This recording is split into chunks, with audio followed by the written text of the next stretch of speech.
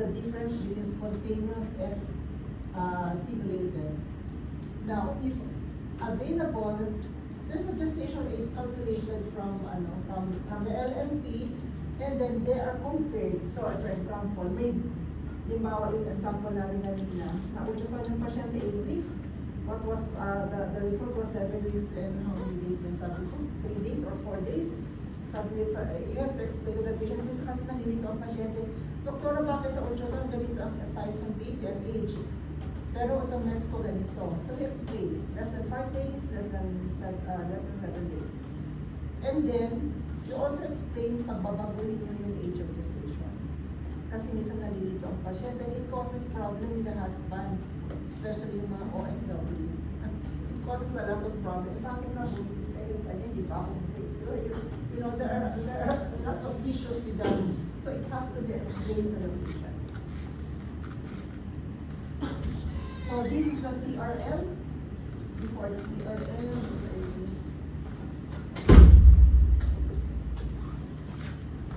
so the best estimate of the age is still the one is that is still on the birth certificate.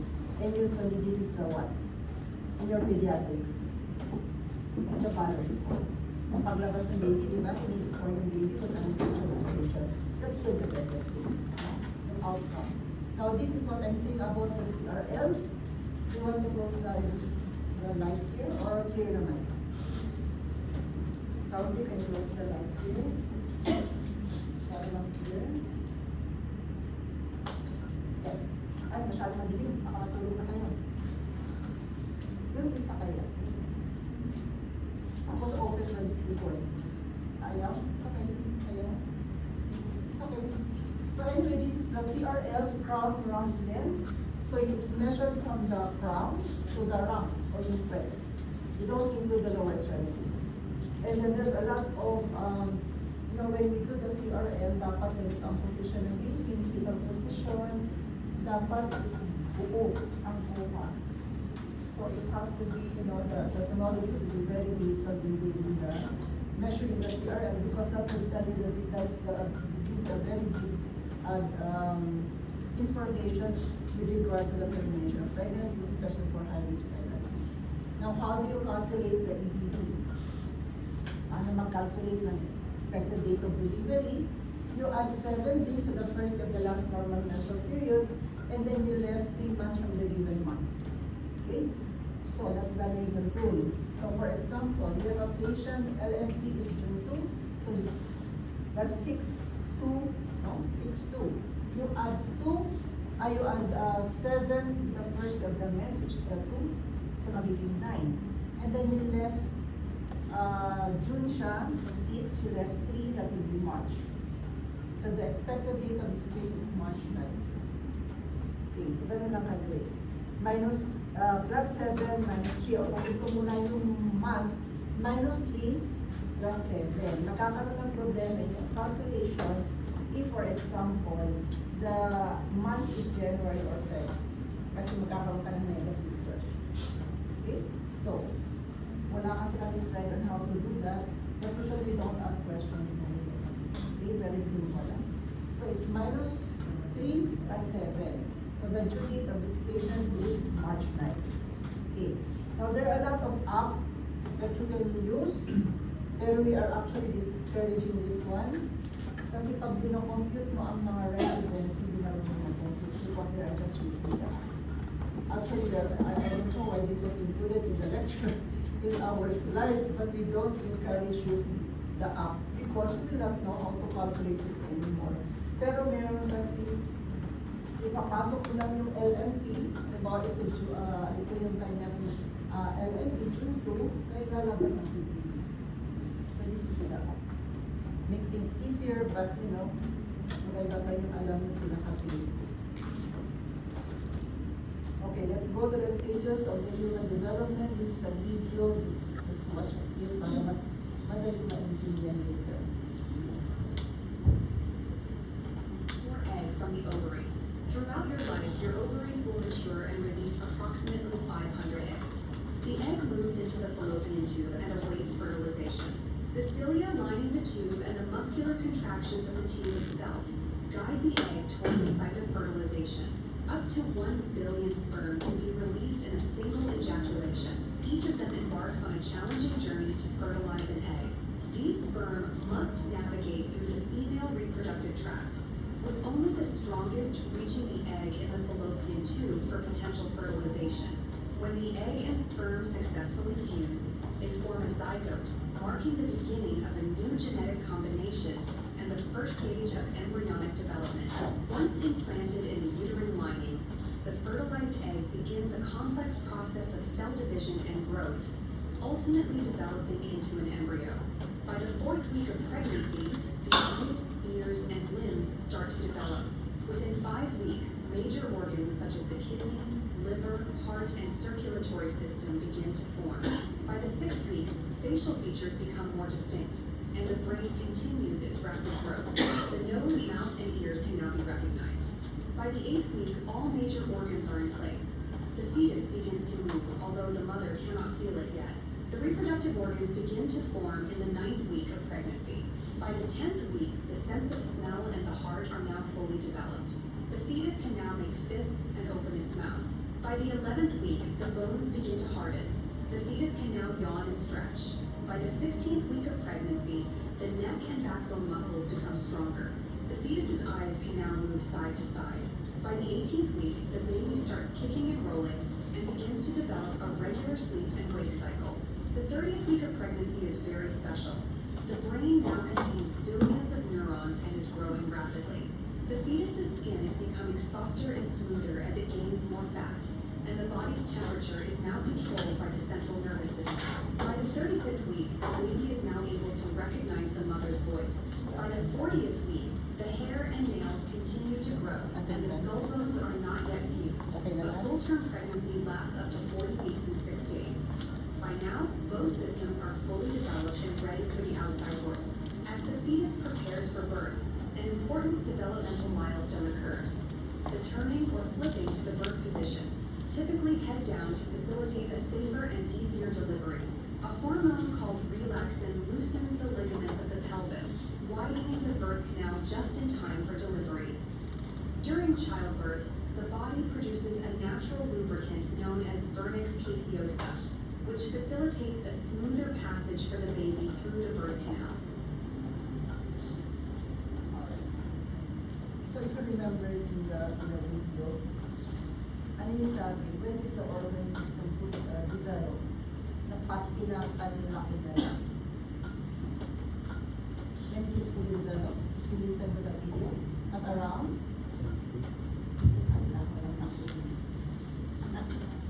8 weeks. 8 weeks, that's the organogenesis. Organogenesis is 5 to 8 weeks. Okay, so let's continue. So, you remember this one in your lecture last year? So, diba? From the different cell hanggang maging morula until maging 58 cell blastocyst. And then during the time that they become a blastocyst, magkakaroon ng inner cell mass, remember? And the trophoblast. Yun mag-differentiate, diba? The syncytial trophoblast and the cytotrophoblast. And then what is important before it goes into the cavity or it implants itself is the, ano tawag doon? Ano ang mawawala? Para maka-implant siya. And you call it the hatching. Ano yung mawawala? The blue one here. So, na-tuloy sila. Para yung tinatawag natin in the lecture, hatching. Para maka-implant na yung blastocyst into the implantation site. And where is again the best site for implantation? Is it anterior or posterior? Alright, so we go first to the embryo development. Starts at 3rd week. The conceptus is termed embryo at the beginning of 3rd week. Kasi diba, in a woman with normal menstrual cycle, pag nag-ovulate siya, 1 to 2 days after, mag-fertilize na. So 3 weeks pa lang, and start na yung formation of the embryo. No? So organogenesis takes place from 5 to 8 weeks. They usually last for about 6 weeks. So the third week, magkakaroon na kaagad ng embryonic disc, and this is the time that it will coincide with a positive pregnancy test. Minsan, yung mga pasyente, 1 week lang after ovulation of the pregnancy test, usually is positive na. Depende on the preg kit. Kasi may mga pregnancy kit na mababa ang HCG, hindi makita pa. Meron naman yung mataas. And then there's already the body stop, the presence of this villus force, the intervillus space, which is full of maternal blood para mag-base resistance to gas, and the appearance of the fetal blood vessels in the chorionic villi. What do you call that villi if you have the angiogenesis inside? Tertiary villi. Very good. Tertiary villi. So, once the pregnancy test is positive, it doesn't mean kasi ang concept ng mga tao, di ba? So pregnancy is just blood. But there's already the formation of the embryo. Kaya it's really an abortion. Kahit sabihin nila, blood pa lang, it's not really blood. There's already the formation of the embryonic cord. So, on the 4th week after mens, just 1 month after mens, ito na yung nangyayari. There's already the cardiovascular system, the primitive heart, the formation of the neural brain. So, cardiovascular and the brain. Nag-uumpisa na. The brain and the spinal cord, nag-uumpisa na mag-form. The neural tube and the primitive heart, remember 4th week. On the 5th week, there was already the chorionic sac, kasi diba dalawa yan, you have the amnion, and you have the chorion, and then the embryo is this long, 3 millimeters. The arms and the leg are already, the buds already developed. Nakita niyo sa picture, di ba may mga paano na, the upper and the lower limbs. And then there's already the umbilical cord, the start of the cord, the umpisa siya as the funis, and then magiging na siya umbilical cord. You're not expected to memorize everything that happens on the 4th week, the 5th week, the 6th week. But what is just important? For example, the start is at the 4th week. You're in the primitive part and the start of the brain, the neural tube. Okay.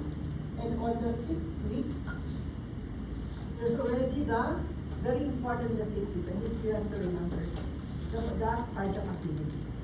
So pag nagpapa-ultrasound kami, clinicians, no? If you request an ultrasound, it's better to request it around 6 to 7 weeks. Don't request this too early. Minsan may mga patients very excited with the ultrasound. So 1 month delayed pa na papa-ultrasound na. What you will see is just a sac. Yun yung sinasabi natin na uumpisa na na mag-form. The amnion, the gestational sac. So nadi-disappoint sila na wala pang baby because it's too early. And then you have to explain to the patient, hindi pa talaga expected to see a baby at around this age. So for clinicians, usually, para lang for practical reasons, wala naman bleeding ang pasyente, wala naman siya. Think of ectopic pregnancy, have an ultrasound between 6 to 7. Kasi you expect to see a heart rate around this age. So remember, 6 weeks is already cardiac motion. And then there's already the closure of the neural tube. Remember, the 4th week na formulating the neural tube, no? And then at around 6th week, it now closes. What is the clinical significance? This is the reason why we have to give folic acid pre-conception. Kasi nga, maaga magsara ang neural tube. If it doesn't close, what will happen? You have the neural tube defect. Neural tube defect. Okay. So, mga pasyente natin nagpapa-check up not at around this age. 5 weeks, 6 weeks, minsan wala pa nagpapa-check up. And they usually go for check up 8 weeks or even first mga 12 weeks na or the 2nd trimester. By that time, if you give folic acid, it will not give you any benefit anymore if with regard to the closure of the neural tube. Kaya nga, binibigay siya 1 month before conception. Okay. Now, for patients with history of neural tube defect, what is neural tube defect? We have done encephaly, meningomyelin. If you give it before, if you have a history of NTD, neural tube defect, on the previous pregnancy, folic acid should be given 3 months before. But for those without history, you give best 1 month before conception. So you may plan to get pregnant 1 month before, they should be started on folic acid. Okay? Hindi lang naman ang folic acid will benefit of pregnant patient, but also some other benefit to the one taking it. Okay? Now, as we mentioned, there's already cardiac motion at around this age. Yun yun, heartbeat. So that's what usually you hear at around 6 weeks. Okay, ito yung heartbeat. Very small heart of the baby. Okay. Now, usually, ito, if you notice, pag before 12 weeks, you don't put color. Kasi, yung effect sa baby, yung color Doppler. So, pwede siya lang gano'n yung parang marinig, pero ideally, it should be just the MO. This was just done to give emphasis to that heartbeat. So, emotion muna siya. Now, at around 8 weeks, there's already the formation of the upper lip, external ears, and the movement of the baby. And then there's already the visible arms that will bend at the elbow. No need to remember those kasi hindi naman siya importante. Now, let's go to the fetal development. Now, we have to emphasize yung embryo is only until about 8 weeks. After 8 weeks, that conceptus is now called the fetus. So, hanggang 8 weeks lang yung embryo, no? After that, it's already a fetus. Okay. So, there's already a transition from embryonic to fetal period around 7 weeks, at 8 weeks na exacto, fetus na siya. Okay.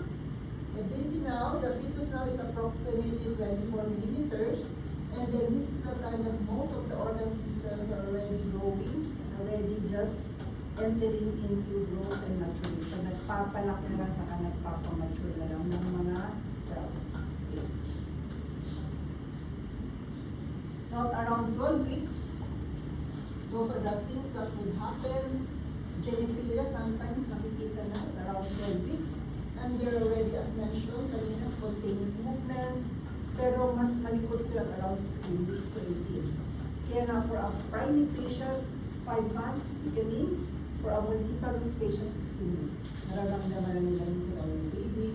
But at around 3 months, there's already a lot of spontaneous movements. If you do ultrasound, they're all over the place. Malikot na yung baby at around 3 months. Kita-kita na sa ultrasound. And then between 16 to 20 weeks, there's a start of the mid-brain maturation. And start na yung formation of the mid-brain. And then at around 16 to 18th week, or the 18th week, there's already the formation of the reproductive system of a female fetus. 18th week. And then at 20th week, the testicles starts to descend. 5 months. So male fetus, bababa yung testicle. Kaya minsan may mga babies that are born with undescended testes. Okay. Kasi at around 5 months, it should start to descend. So, 18th week, nakakaroon ng female reproductive, the production of the female reproductive system. 20 weeks, you have to remember this is the time that there's already the descent of the testicle. At 20th week, formation of the lanugo. Parang pairs of face. Kaya pag mga premature babies or a lot of pairs na nanugo in their body, pero pag nag-term, nawawala na siya. Okay? And what is important in this one is the cochlear function. Nakakarinig na. So this is the time at around 20th, I always tell my patient to do in utero mental stimulation. So what does it mean? When you tell the patient to do in utero mental stimulation, talk to the baby, let the baby listen to music, or just read books, no? Pwede siya basahin with slow, loud reading of the mother, because this is the time that the baby now can hear, and these are the maraming ginagawang stimulation that could result to a baby that is, well, ano siya, yung mga gifted child. Kaya may child na, magaling mag-piano, magaling they are very talented because they were stimulated early on at around 5 months onwards. So important. On the 24th week, there's already the formation of the oocytes. Surfactant type 2, 24 weeks. Kaya sa ibang bansa, 24 weeks viable na. Kaya nilang buhayin. 22, 24, kaya na sa Japan or other countries. But sa atin, it's around 26 weeks. In most institutions, it's around 28. But in some institutions, 26 kaya na nilang mabuhay. For example, you have 26 around 800-700 grams na bubuhay na. My smallest baby is about 750 grams, and that that guy is now working, mas mataas pa sa action. With no neurodevelopmental problem. Okay? So depende on the institution where you are working and the intensive care unit. Now they open their eyes at around 24th week, and then there's already pain. And then very important in this slide is the fetal liver spleen becomes the site of the hematopoiesis. Kasi sa first trimester, where's the site of the blood formation? Yolk sac. Yolk sac. This is followed by the liver and the spleen at around 24th week. Okay? Important in this slide is the pneumocytes and the fetal liver and spleen becoming the hematopoiesis site.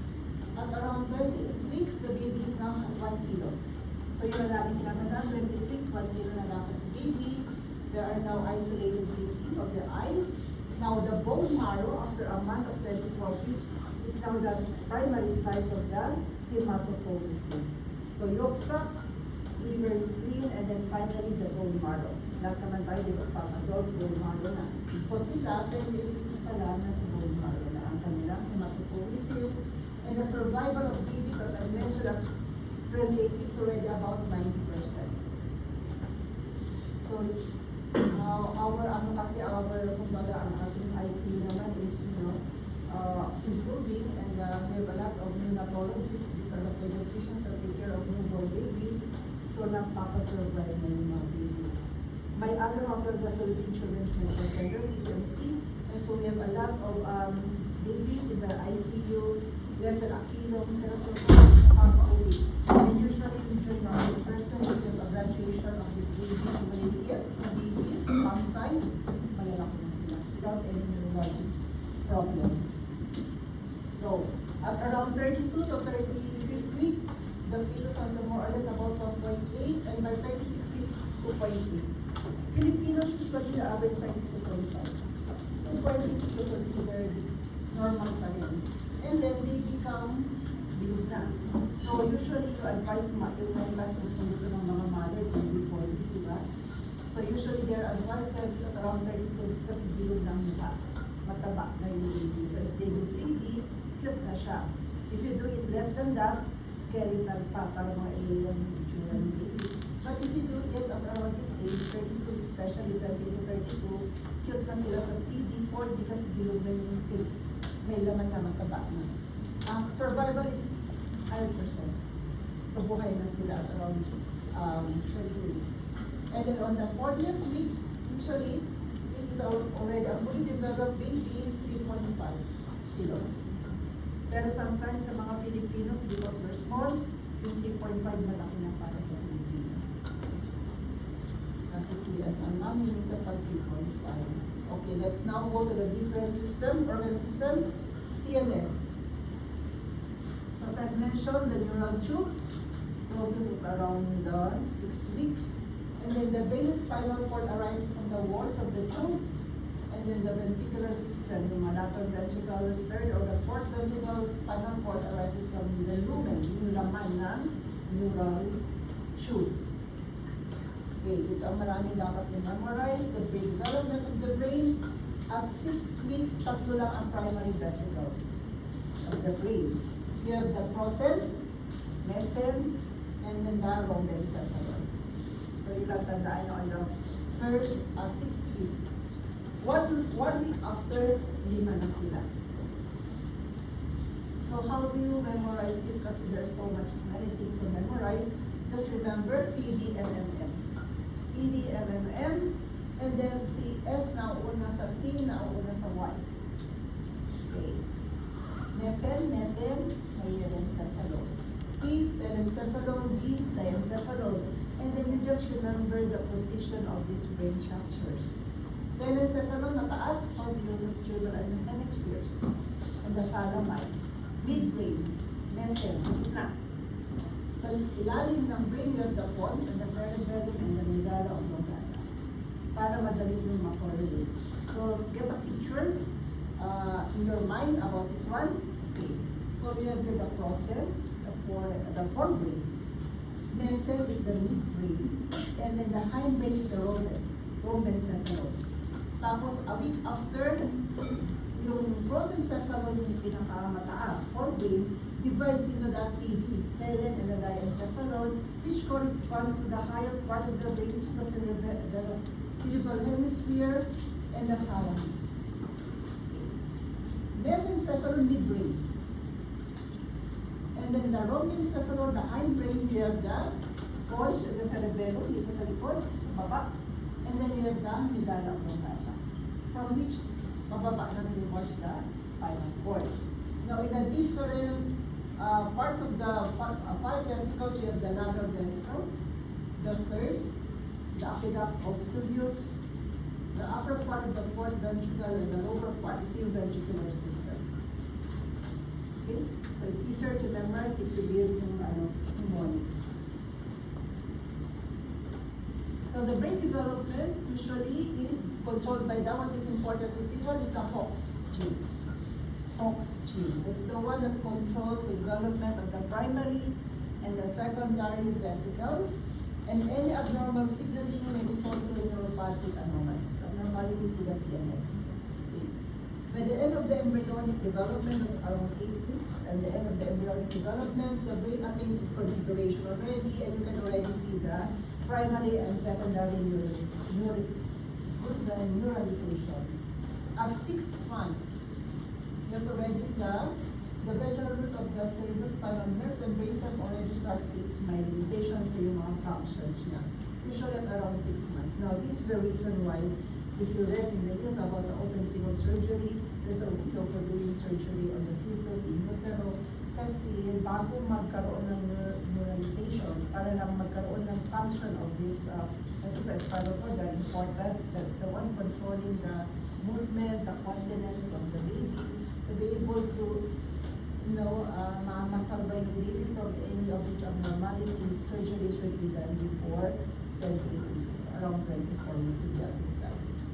And then the lack of myelin and incomplete skull ossification. Now, there's also a reason why they don't ossify, or there's still lack of myelinization para makita yung head, fetal brain during an ultrasound. Kasi the best time to do your ultrasound is around 18 to 22 weeks, no? So before 6 months, before 24 weeks, madali pa makita yung brain when you are doing your congenital anomalies scan, because hindi pa yung complete skull ossification, so kita-kita. Now, one way of doing ultrasound, if you want to do it after 6 months, is to transvaginal, especially if the head is the present is cephalic, kasi mas makikita mabuti ang detail of the brain. Okay. So the development of the spinal cord, so after the rhombencephalon, the hindbrain, yun ang spinal cord. So around 8 weeks, there's already the synaptic function. So may fraction na, gumagalaw-galaw na yung baby. At 21 weeks, the synchros is already ossified. And by the third trimester, there's already the integration of the nervous and muscular function. So this one is just important. This one, there's a smaller portion of the spinal cord compared to the brain. It's just 1/3 of the development of the central nervous system. Let's go to the heart, cardiovascular system. The cardiac tube is formed by the 23rd day. So that's roughly about 4 or 3 to 4 weeks. Yung primitive part, 40 day. So umpisa, ang itsura ng heart ganito. Then it goes a lot of rotation para hanggang finally maging 4-chamber heart. Okay. So those who are doing echocardiography, fetal echocardiography, isa sa memorize kasi nagbabago yung movement ng heart bago siya maging full ang itsura niya as a 4-chamber heart. So, between 4 to 7 weeks, the heart undergoes extensive growth and modification. Okay? Morphological modification leading to the formation of the 4-chamber heart. And late in the fetal life, towards the end, third trimester, there's already the vascularization of the myocardium. So this is very important that there is modification. It starts from like this one hanggang maging 4-chamber. Okay, there's a video for this, but we don't have time to show. So let's now go to the feeder circulation. We just listen to this first. We are now going to talk about fetal circulation and the transition to postnatal circulation that occurs after birth. The specific structures associated with fetal circulation include the placenta, the umbilical vein, the ductus venosus, the foraminal valley, the ductus arteriosus, and the umbilical arteries. Blood rich in nutrients and oxygen supplied by the placenta flows through the umbilical vein to the ductus venosus. Blood flows from the ductus venosus into the inferior vena cava up to the right atrium. This blood mixes with blood returning to the heart from the upper body via the superior vena cava and from the lower body via the inferior vena cava. Once in the right atrium, some of the blood flows to the right ventricle, and some of the blood flows through the foraminal valley to the left atrium and into the left ventricle, where it is then pumped out into the aorta to the body. Point of clarification. The flow of blood from the right atrium to the left atrium via the foraminal valley enables oxygenated blood from the placenta to reach the coronary arteries and cerebral circulation, the two most metabolic active organs of the developing fetus. Blood that flows into the right ventricle is then pumped into the pulmonary artery. Because the lungs are fluid-filled instead of airflow, the vessels in the lungs are narrow, creating higher resistance to blood flow into the lungs. Due to this high resistance to blood flow in the pulmonary circulation and the low resistance to blood flow in the systemic circulation, blood pumped into the pulmonary artery by the right ventricle is more likely to flow into the ductus arteriosus and then into the aorta. Due to the high blood flow from the superior vena cava and the inferior vena cava up to the right atrium, pressures in the right atrium are higher than in the left atrium. This promotes blood flow through the foraminal valley at the atrial wall. Only 8% of right ventricular output flows into the lungs, providing nutrients for the developing lung tissues. Most of the blood passes through the ductus arteriosus into the aorta and out to the body. The umbilical arteries allow blood to flow from the body back to the placenta to be enriched with oxygen and nutrients. Once the baby is born and takes a breath, the umbilical cord is clamped and the placenta is removed from the systemic circulation. Immediately the transition from fetal to postnatal circulation begins. With the elimination of the placenta from circulation, systemic vascular resistance begins to rise. With each breath, more alveoli in the lungs expand and the vessels surrounding them dilate in response to the presence of oxygen. Pulmonary pressures begin to decrease. Although pulmonary pressures are lower than systemic pressures within minutes after birth, it is 6 to 8 weeks before pulmonary vascular resistance decreases to normal. In the postnatal circulation, blood no longer flows through the foraminal valley or the ductus arteriosus. The increase in left atrial pressure after birth forces the septum climb against the supernal, functionally closing the foraminal valley. Within 3 months, the foraminal valley permanently closes as fibrin deposits fuse the layers of septal wall together. The ductus arteriosus begins to close shortly after birth, once the infant begins to breathe. Normally, the ductus closes completely in 4 to 10 days. The ductus venosus is open at the time of birth, making central venous access possible through the umbilical vein.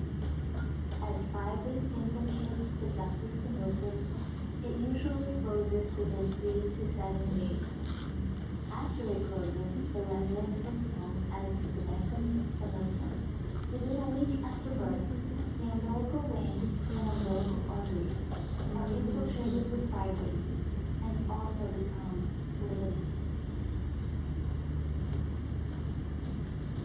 understand what we do. Hirap intindihan, ano? There are so many things that we have to remember and study. Anyway, this is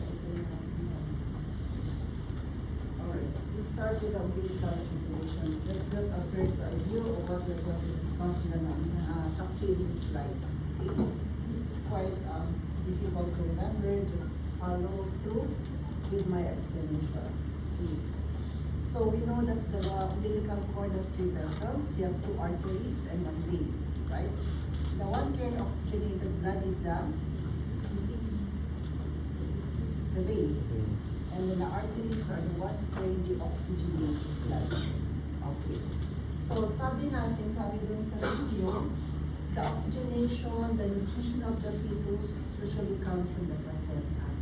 So dun, di ba, meron tayong cord insertion in the placenta, you have the 2 arteries and the 2 veins. So ito yun. Okay. Since the vein is the one carrying oxygenated blood, ang continuity ng vein will now become the ductus venosus. Okay? So it is the one that traverses, this is the ductus venosus, this one, the red. So ito yun, di ba, umbilical vein, and then the ductus venosus. It traverses the liver, and then this is the one that carries the well-oxygenated blood, the ductus venosus, well-oxygenated blood. Another supply that goes to the heart will be from the portal sinus, from the liver. So ito yun, portal sinus, the blue one. So it goes up to the right side of the heart, but this is the one carrying the less oxygenated blood.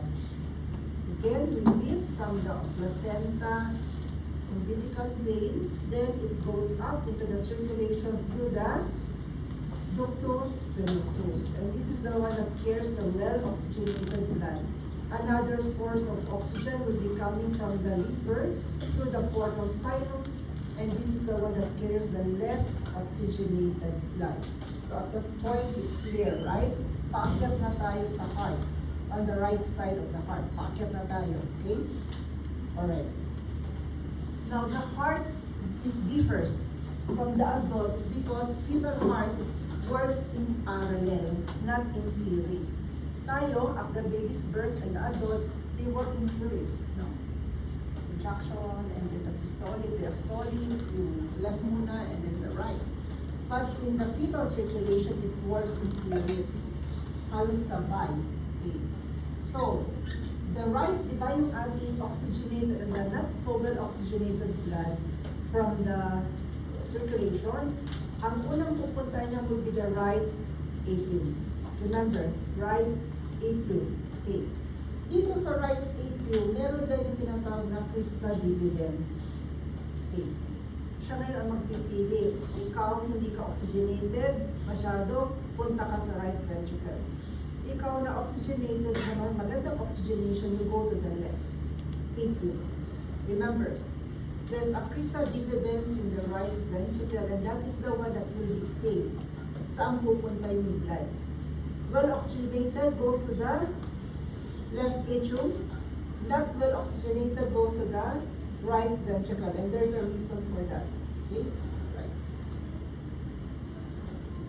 So the well-oxygenated blood goes into the right atrium, and then may butas dyan, which we call the foramen ovale. There's a space in the atrial septum, as in atria, di ba? Remember, picture it in your mind, 4-chamber view. Upper part are the atria, left and right atrium, left and right ventricles. Okay. So dun sa atria, sa taas, upper chamber of the heart, you have the right and the left atria, may butas dun. Normally may butas dun. And you call it the foramen ovale. So dyan papasok yung well-oxygenated blood that goes to the left atrium. Going to the left atrium. So, as here, there's a shunting from the right to the left side of the heart, supplying the heart and the brain. Kasi pagpasok mo sa left atrium, saan siya pupunta ngayon? Sa left ventricle. And then it goes out into the aorta to supply blood to the heart and the brain. Kaya kailangan dyan well oxygenated.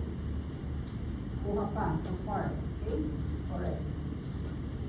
the less oxygenated blood, those coming from the right atrium, pupunta ngayon sa right ventricle through the tricuspid valve. Yan yung valve na right. What is the valve on the left? What do you call that valve? Mitral valve. Okay. So sa left, from sa right, you have the tricuspid valve. So yung hindi masyado oxygenated na sinabi ninyo, sino nagsabi bumaba ka? See? Yung nakikita sa right atrium is the crista dividens, baba ka sa right ventricle. So that less oxygenated blood will go down the right ventricle through the tricuspid valve. Tapos ang i-supply niya are the descending aorta, pupunta sa descending aorta to the rest of the body. So that body naman is, they are not the vital organs of the fetus, so kahit hindi siya well oxygenated. And that's the reason why pinipili kayo kung sino yung well oxygenated, because it needs to supply the heart and the brain. The not well oxygenated supplies the rest of the body, which are not vital organs in utero. Clear? Okay? Understood so far? Alright. Now, yung lungs, sabi kanina dun sa video, the lungs are non-functional. Only 8% goes into the lungs. Okay. Ngayon, yung lungs kasi, hindi naman non-functional, so hindi kailangan pumunta ng blood dun para ma-oxygenize kasi well-oxygenated na. Okay. So, para ma-bypass niya yung pulmonary vasculature, there's the presence of the ductus arteriosus. Don't confuse this with the ductus venosus. Ductus arteriosus, and it's here in the, yung sa taas, sa may malapit sa aorta. Then, in the picture later. It bypasses the lung vasculature for oxygenation. So instead of going to the lungs, it traverses, it goes to the ductus arteriosus and goes to the descending aorta to supply the rest of the body. Okay. Now, the high pulmonary vascular resistance, yung sinabi kanina sa video, and the comparative low resistance in the ductus arteriosus and umbilical placental vasculature ensure that only 8% of the right ventricular output goes to the lungs. So hindi niya kailangan masyadong oxygenation. Okay. 1/3 of the blood passing through the ductus arteriosus is delivered to the body, and the rest returns to the placenta for oxygenation only through the hypogastric arteries. So those are the vessels that you have to remember. Iniisa-isa natin. So babalik ka sa placenta kasi deoxygenated na to the hypogastric arteries, and then it will enter the umbilical artery kasi umbilical artery carries unoxygenated blood. Goes back to the placenta, and then for it to be oxygenate again. No? Alright. So far it's clear. Again, just for emphasis, from the placenta, umbilical vein carries oxygenated blood, and then it goes up through what? Through the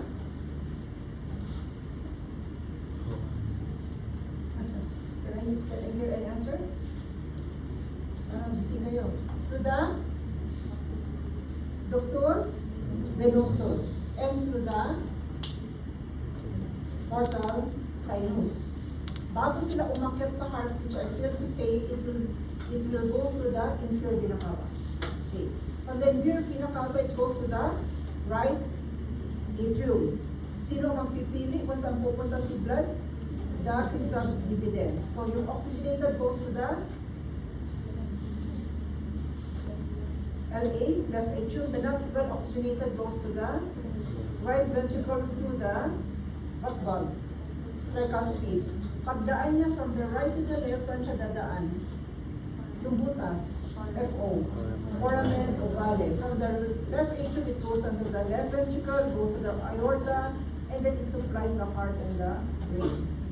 Yung blood na nagpunta sa right ventricle goes out to the pulmonary vasculature, kaya lang na hindi nga masyadong functioning pa sila. So, ibabypass niya yung pulmonary vasculature through the ductus arteriosus, and then it goes down to the rest of the body, and then it's already na-used up na yung oxygen.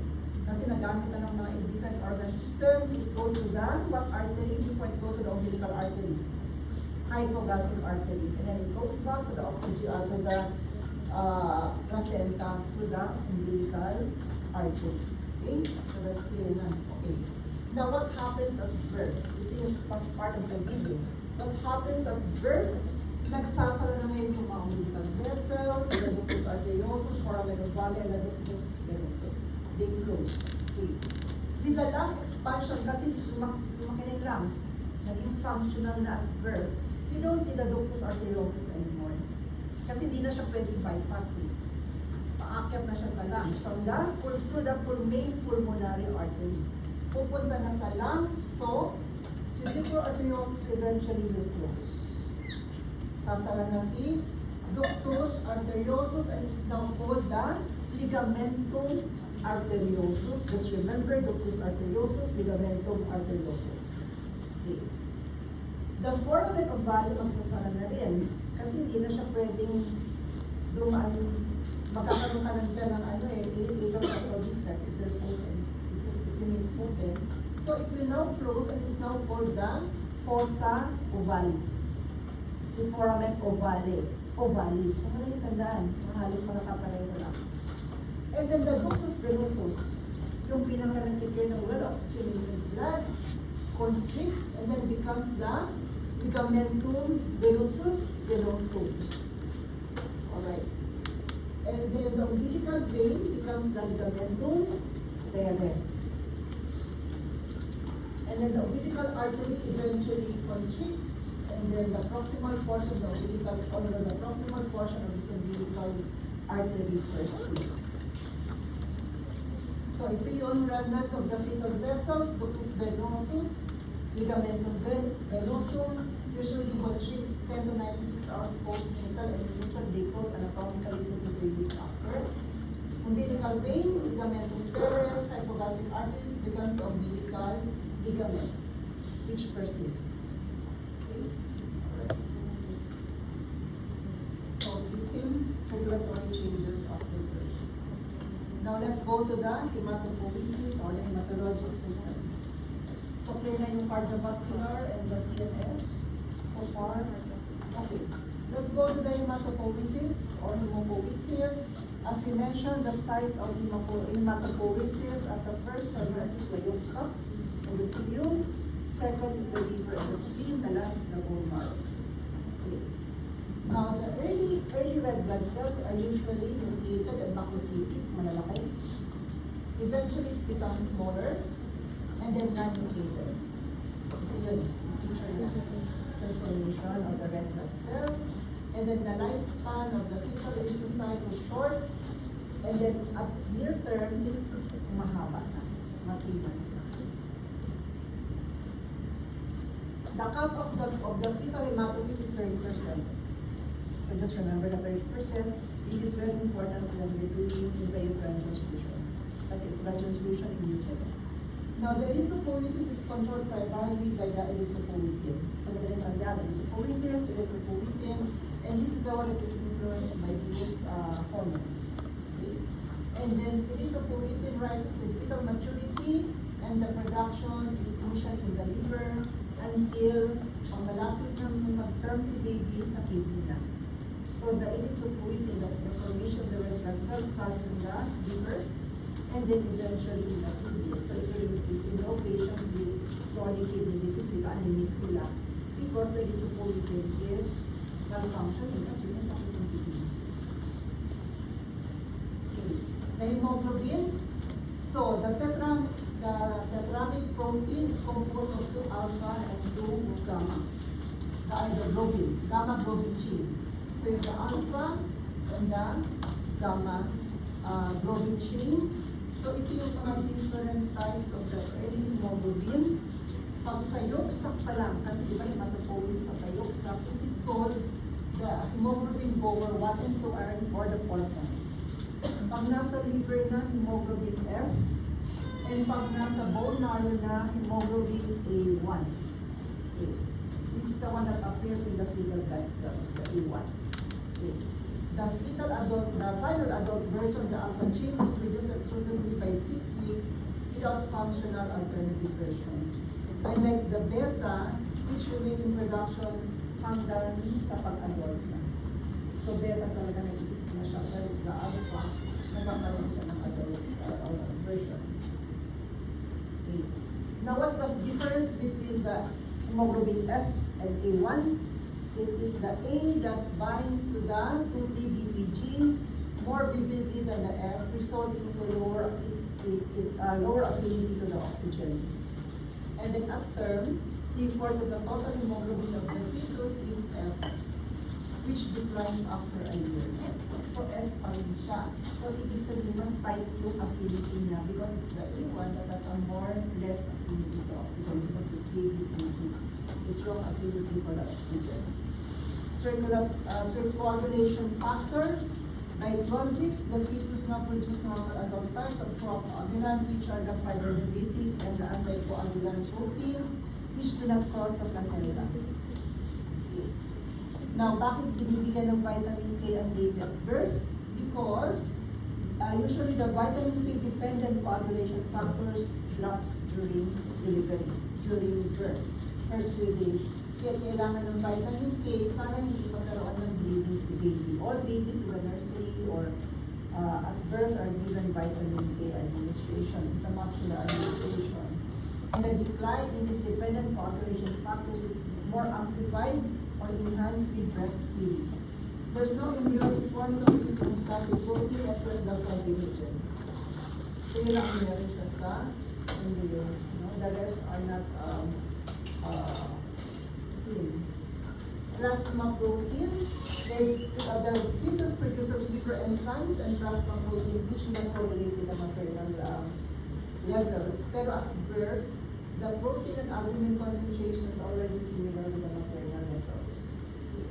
This is important because albumin binds with unconjugated bilirubin to prevent kernicterus. Kernicterus is hyperbilirubinemia, excessive bilirubin in the fetus which can cause kernicterus or brain damage, resulting to CP or neurodevelopment delays. So, important to remember that the albumin binds with the unconjugated bilirubin to prevent kernicterus. And there's another slide for this one later. Now, let's go to the respiratory system. Nakapagod, no? Dami na nakakagalit. Okay, starts with the lung primordium at an outgrowth of the foregut endoderm at around 20 days to stage 1.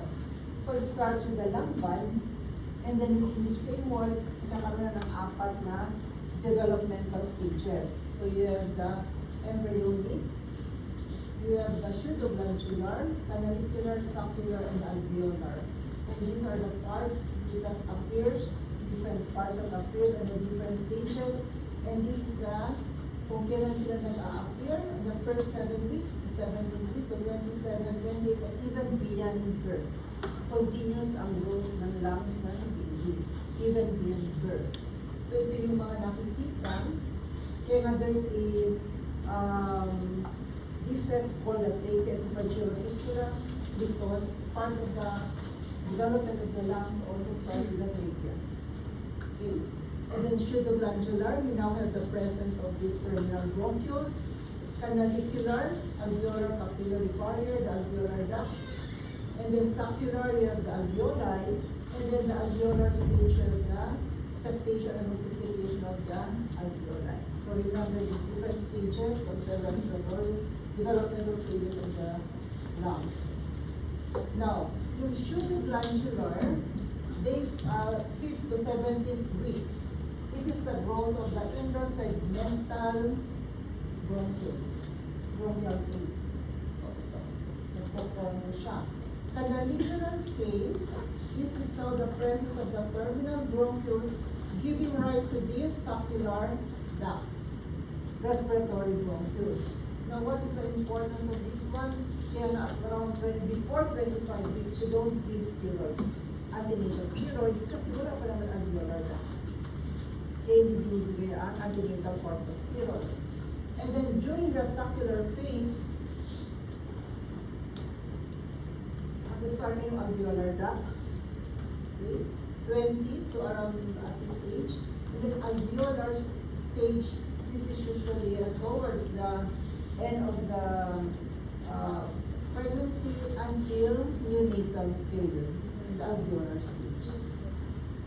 Okay, so terminal suck stage, we have here the terminal suck and the alveolar stage, the network formation of the lymph system, and then the production of the type 2 pneumocytes. Kaya nga, di ba, better to deliver term than preterm because it is only during the alveolar stage na talagang kayang-kaya ng lungs to function.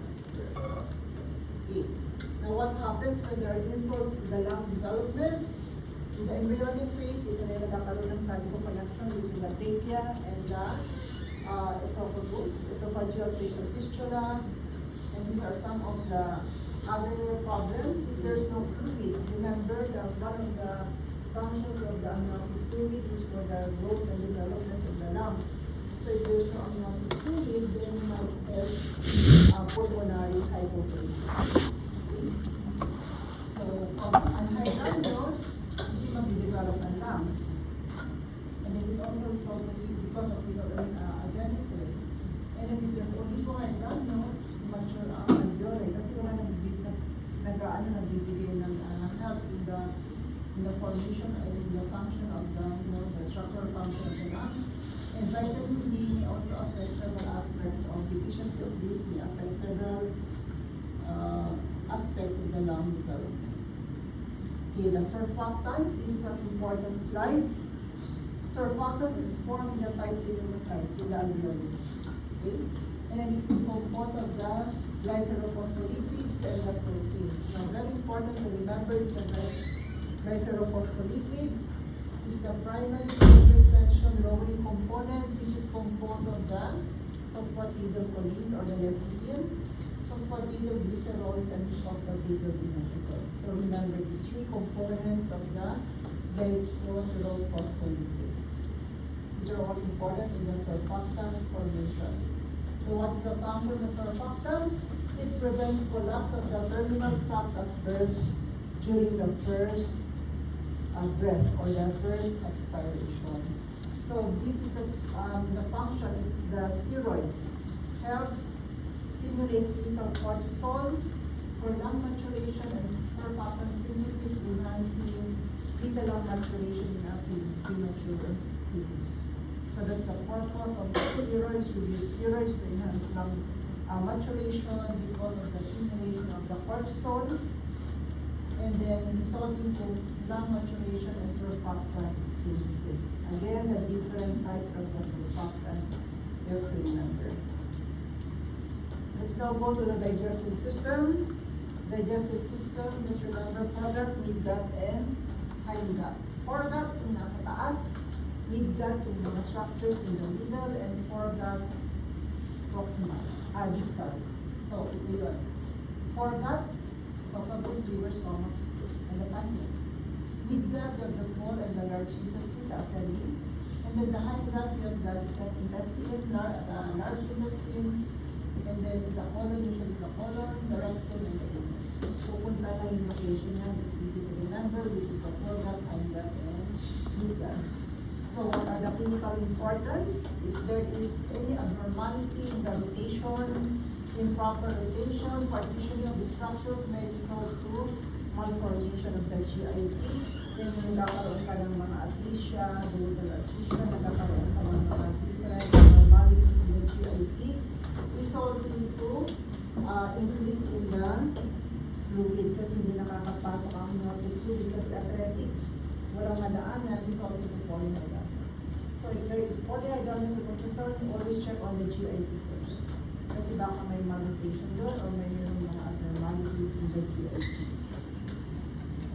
Meconium is comprises of discollated fetal cells, the vernix, the lanugo, the serophospholipids from the lungs, scalp hair, and undigested debris from the swamp amniotic fluid. Usually it's greenish, and it is due to the bilirubin in colon.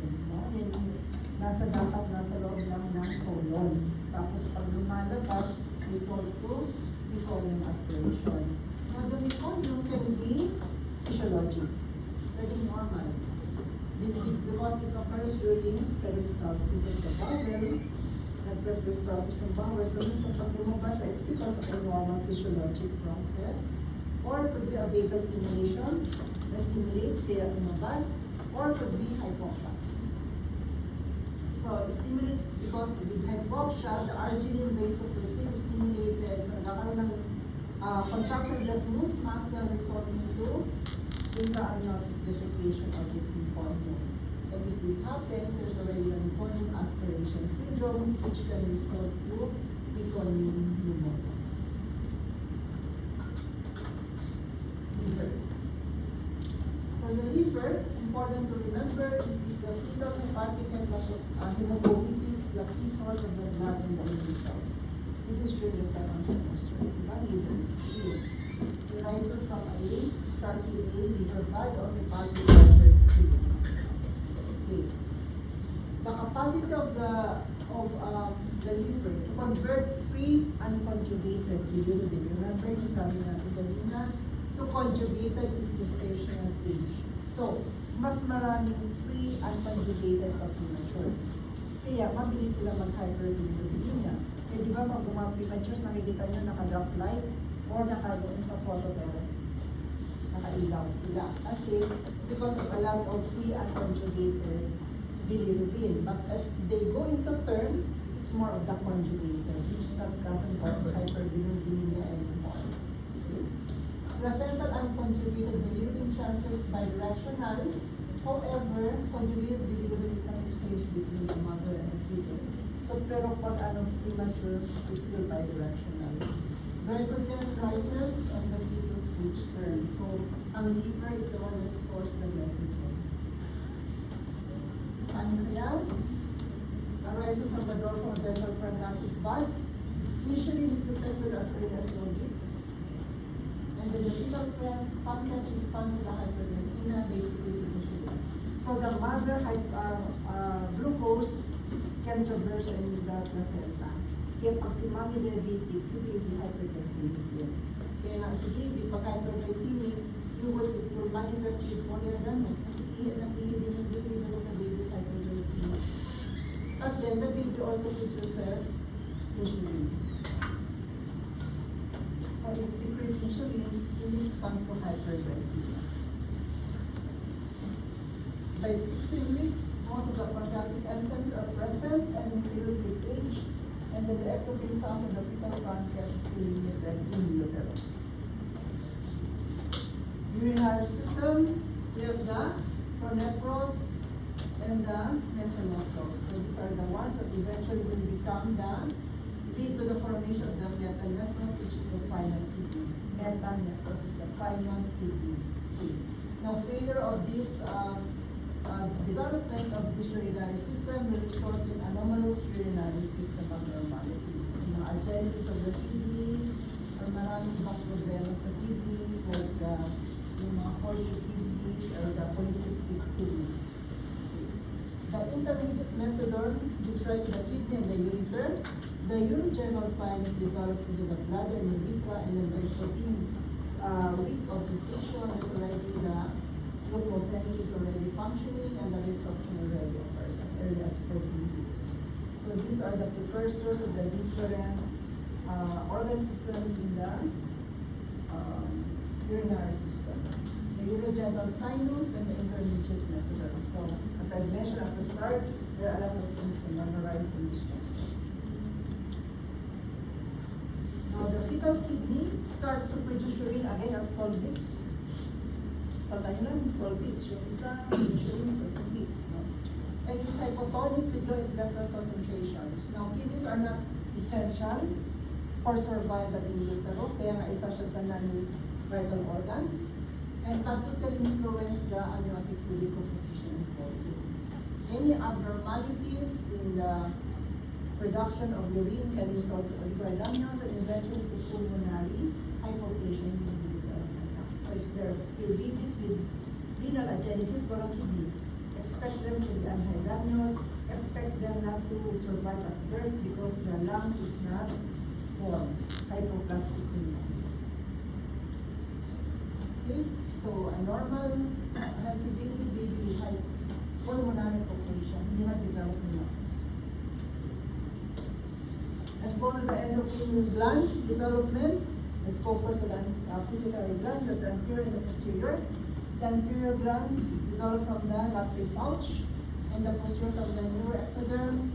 And this is the neurohypophysis, which is the posterior pituitary gland that secretes oxytocin and the arginine vasopressin. They measure arginine vasopressin, kaya nga ito. Saan na natin na-mention ito? If you remember the previous slides. This is the one that is stimulated during.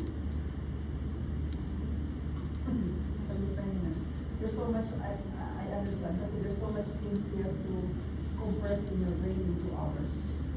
So one being produced during hypoxia and can result to colon stimulation resulting to passage of the diba? Arginine vasopressin, nasabi natin kanina, due to hypoxia. Okay, the anterior pituitary differentiates into 5 cells and secretes these different hormones. Just tandaan nyo lang, pag lacto is prolactin, lactose. Somato is growth. Somato, growth hormone. Corticotropes, PCTH. Thyrotropes, thyroid, TSH. Gonadotropes, you have the LH and the FSH, which are already familiar. So itong lahat na ito is produced. Kaya remember in your assignment, in your manual, diba? Hypothalamic pituitary ovarian axis. Hypothalamic pituitary is the anterior pituitary who would stimulate these gonadotropes. In your assignment for your manual, just remember these 3 are these 5 subtypes secreted by the anterior pituitary. Just remember lactotropes, somatotropes, AH, thyrotropes, and that's GnRH. Thyroid gland. Okay, what is important in the thyroid gland? By 12 weeks, the fetal thyroid concentrates iodide more avidly than the maternal thyroid gland. So, bawal yung exposure to any yung binibigay sa mga thyroid disorders, the radioactive iodine, because it is being absorbed by the fetus and can result in congenital. So this is the baby and someone baby with hyperthyroidism in the baby eyes. No? Adrenal glands, this arises above the kidney, diba yung aggregation niya? Usually they are bigger in utero, 10 to 20 times larger than the adult glands.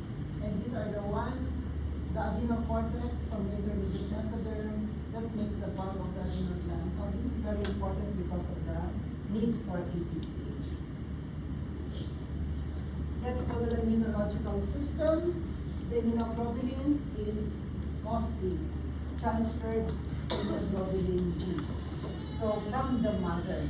So most of the immunoglobulins on the fetus na nakikita is transferred from the mother. Example, if the mother had lahat naman tayo siguro nagkaroon na ng chicken pox or the German measles, so it will manifest in our bodies as IgG. Ibig sabihin past infection. Nagkaroon ka ng past infection. So if you have your test done, IgG will be positive, past infection. Pero pag IgM, it's a current or active infection. So sa baby, it's mostly IgG from the maternal na ipapasa na lang din sa baby. Okay? Maternal IgG will always be protected to the infant. Example of this is the RH. Non-related disease from the RH and immunization. Now, if you remember, the RH antigen, nagkaroon na kayo lecture on this one. No, diba? The mother is positive, the mother is negative, the baby is positive because the father was positive. So whenever you see a mother with RH negative, the first thing that you will do is to get the blood type of the father or the partner. If it's negative, you don't problema. Because respect the baby is negative, RH negative. But if the father is positive, the baby might be positive also. Is mommy negative. On the first pregnancy, walang mangyayari. Kasi walang fetal cells, ito na maternal blood. During delivery, paglabas ng placenta, especially the placental separation, some of the fetal cells goes into the maternal bloodstream. So, ma-recognize ng mommy na hindi siya kapareho po. That blood type is B. So, the mother will now start producing anti-RH antibodies. Pag pangalawang pregnancy, ganun pa rin si baby, positive pa rin na antibodies of the mother, we know ang pathology of the resulting to anemia or hydrocephalus. Now, pag IgM, ibig sabihin there's a fetal exposure to infection. Pag M, active infection. So, pwedeng may rubella, CLB, or toxoplasmosis. These are the congenital infection. Pag A naman is from the colostrum, and this is protective for enterit. Kaya nga, we encourage breastfeeding kasi pag mga breastfeed mothers, hindi sakit yung baby, hindi siya madalas mag-diarrhea because there's a protection against enteric infection. So remember IgA, for the enteric infection, you get it from the colostrum. The IgM, active infection, and the IgG from the mother. Musculoskeletal system, what is just important in here is the Kasi important to remember that skeleton arises from the condensed mesenchyme. Okay?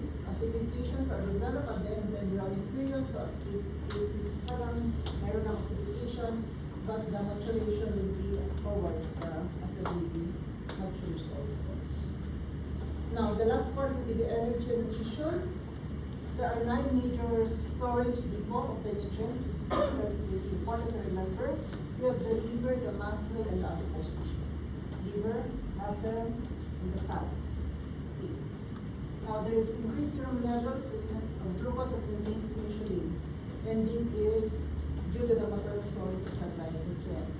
The amino acids are stored as proteins and the excess stored as fat. Okay. The transport is through the maternal supply, and then kung kailangan ng check and balance, kung kailangan, they transport these micronutrients through the nutrient sensor, which is the placenta. Now, during fasting, the glucose is released from glycogen and augmented by free fatty acids and the lipolysis. And usually it's stored in the stored glycogen? Liver. Okay. Kaya nga, pag ang baby maliit, if you look at the abdominal circumference where the liver is, maliit yun yung time ng AC. If the baby is big, mga diabetic mothers, the AC is big, malaki ang measurement ng abdominal circumference because of the presence of the liver which stores the glycogen. Malaking baby, mas maraming glycogen, mas maraming storage. Pag maliit yung baby, kumukunti yun kasi it's being used up as a source of fuel for the small baby. Glucose is a major nutrient for fetal growth and energy and transported to the facilitated diffusion. So glucose, just remember the glucose. Fetal macrosomia, placenta uses glucose for its metabolic function, is the key modulator of maternal fetal transfer of the micronutrients, and then the maternal obesity gets fetal obesity. There is inflammation with macrosomia, kaya minsan it causes also problem with the baby. Then it is hypothesized that if the maternal is obese, if the mother is obese, it may affect the cells, cardiac cells of the baby, and may result to cardiomyopathy and even congenital heart disease. Kaya nga yung mga diabetics, usually sa gestational diabetes are patients who are really obese, malalaki sila. And fetal echo is warranted on this pregnancy because most often they have also congenital heart disease. Yung mga babies of diabetic mothers or obese mothers themselves predispose her child to develop congenital heart disease.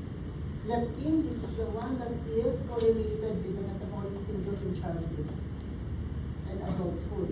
Okay, this is produced by the mother, specifically the syncytial trophoblast in the fetal cells. This enters in the circulation transferred to the mother. So pag ang leptin mataas at 34 weeks, you expect increase in the fetal weight. And then this is not associated with maternal obesity, but it is associated with fetal growth disorder, macrosomia, gestational diabetes, and preeclampsia. So just remember, perinatal leptin is associated with these following syndromes. Free fatty acids and triglycerides usually is transferred to the fetus as fat at birth. So the newborn contains about 15% of fat in the body. The maternal concentration of low or high levels of these triglycerides is associated also with major congenital anomalies. Here, if you have a mother or a relative who obese, you have to tell them that before getting into pregnancy, they have to lose weight because it's also associated with abnormalities in the fetus.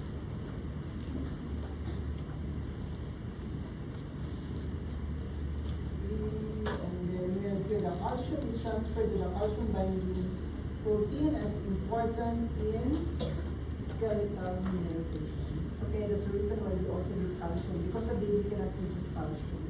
So that the baby gets the calcium in the mom. So you have to give the mother calcium, supplement the mother with calcium for the baby's skeletal development and mineralization. So how much of calcium do we give?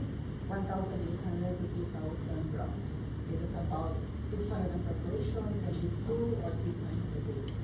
And then you have the parathyroid hormone-related protein, which acts as a substitute for the parathyroid hormone, as important for fetal calcium transfer and hemostasis. Okay. And there's a unidirectional transfer of iron, unidirectional. So ibig sabihin, the mother is anemic, it doesn't mean that the baby is also anemic. Kasi unidirectional lang siya. So, fetal hemoglobin usually is normal even if the mother is anemic. And then you have here the mention of methylmethionine 1. This is the one that both sequesters heavy metals. Kasi di ba ngayon we got so many environmental pollutants. So even these metals and these heavy metals are into the fetal circulation, so meron na to sequester them. But it is viable, hindi lahat natutulungan. For example, sa lead, they can eliminate 90% of the metal circulation, but in cigarette smoke, hindi siya na contain itong this substance. What is the placental role in embryo fetal development? Again, you already know this. This is the major source of the nutrients and oxygenation in bidirectional maternal fetal interface.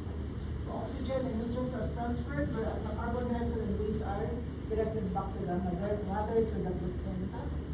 And this bidirectional transfer depends on the process of Kalona to the syncytial trophoblasts. Remember the syncytial trophoblasts yung nasa labas.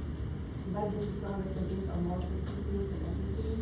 So yan yung kumbaga, that is the one that is in contact with the mother. Breaks in the chorionic villi results to be, we already studied this in the previous chapter, as I mentioned, the RH and the microthyroidism, which is the IE1 of fetal cells in the maternal blood.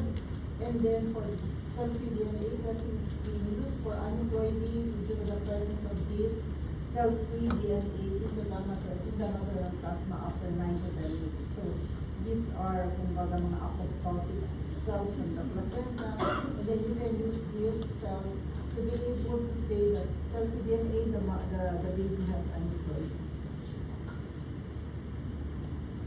Placental transfer is primarily in the intravenous space.